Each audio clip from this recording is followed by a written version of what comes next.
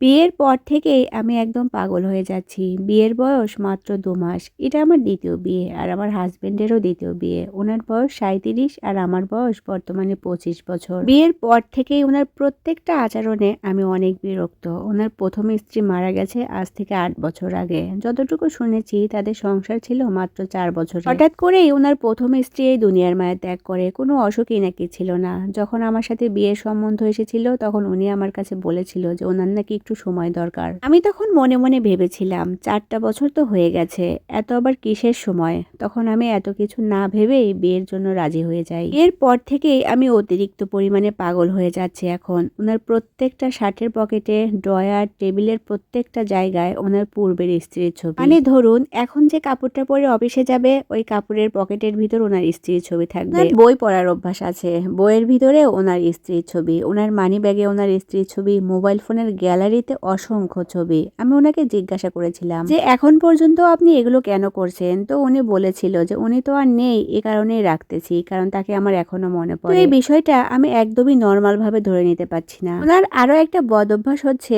উনি প্রতিদিন অফিস শেষে ওনার পূর্বের স্ত্রীর কবর জিয়ারত করে আসে। ওনার পূর্বের শ্বশুর বাড়ি আমার বাড়ির খুব কাছাকাছি। মানে ওনার অফিস থেকে ওনার শ্বশুর বাড়ি অনেক কাছে হয়। উনি অফিস থেকে প্রতিদিন কবর জিয়ারত করে তারপর বাসায় আসে, শুক্রবারেও যায়। এই বিষয়ে এখন আমি অনেক বিরক্ত হয়ে যাচ্ছি। প্রতিদিন এত কবর জিয়ারত করার কি আছে? ওনার পূর্বের স্ত্রী যে কাপড় ব্যবহার করেছে সে কাপড়গুলো আমাকে ধরতেও দেয় না। প্রত্যেকটা কাপড় সে আলাদাভাবে রেখেছে। তাছাড়া তার প্রথম স্ত্রী স্বর্ণ বলতে কানের দুল, নাকফুল, স্বর্ণের আংটি আর একটা কানের দুল আর একটা চেনও আছে। প্রত্যেকটা জিনিস উনি আলাদাভাবে রেখেছে। একটা জিনিসও আমাকে ধরতে দেয় না, ব্যবহার করতে দেয় না। আর শ্বশুর শাশুড়ি মোটামুটি ভালো মানুষ। শ্বশুর উঠলেও বসতে পারে না আর বসলে উঠতে পারে না, হাড়ের রুগী। শাশুড়িও মোটামুটি। তবে আমি যখন কোনো কাজে ভুল করি তখন বলে যে আমিনার মতো করতে পারো না। এই আমিনাই হচ্ছে ওনার পূর্বের স্ত্রীর নাম।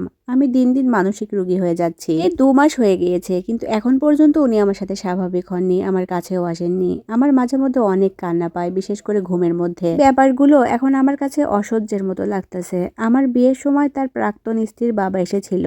আমি কোনো এক জায়গা থেকে শুনেছি ওনার নাকি বিয়ে করার ইচ্ছাই ছিল না, কিন্তু এই কথাটা আমি শুনেছি বিয়ের পরে, আগে শুনি নাই। আর শাশুড়ি উঠতে বসতে কোথাও যদি ভুল হয় তাহলে বলে আমিনার মতো করতে পারো না। আমার প্রশ্ন হচ্ছে আমি কেন তার মতো করব? আমি তো আমার মতো। এত কিছুর পরেও তাকে ডিভোর্স দেওয়া কিন্তু আমার পক্ষে কোনোভাবে সম্ভব নয়, কারণ এটা আমার দ্বিতীয় বিয়ে। আমার হাজবেন্ডের ব্যবহার আচার ভালো, আমার সাথে কখনো খারাপ আচরণ করে না, কিন্তু ওনার এই সব কিছু আমি মেনে নিতে পারছি না। উনি যদি এরকমই করবেন তাহলে বিয়ে কেন করলেন? আজকের এই গল্পের সাথে আমার বাস্তব জীবনে কিন্তু কোনোই মিল নেই। বিয়ের অনুষ্ঠানটা দেখছেন এদের জীবনের সাথেও কিন্তু মিল নেই। এটা একটা গল্প আর আমি একটা পেজ থেকে এটা সংগ্রহ করেছি। গল্প শুনতে ভালো লাগলে গল্প শুনবেন, আর গল্প শুনে সঠিক পরামর্শ দিতে না পারলে দেবেন না, কিন্তু আজে বাজে কমেন্টস থেকে দূরে থাকবেন। যাই হোক, আজকের ভিডিওটা যদি ভালো লাগে অবশ্যই লাইক, কমেন্ট আর শেয়ার করবেন। আর এরকম সুন্দর সুন্দর গল্প পড়তে আমার পেজটা ভিজিট করতে পারেন। আপনারা যদি আপনাদের জীবনের গল্প শেয়ার করতে চান অবশ্যই কিন্তু আমাকে ইনবক্স করতে পারেন।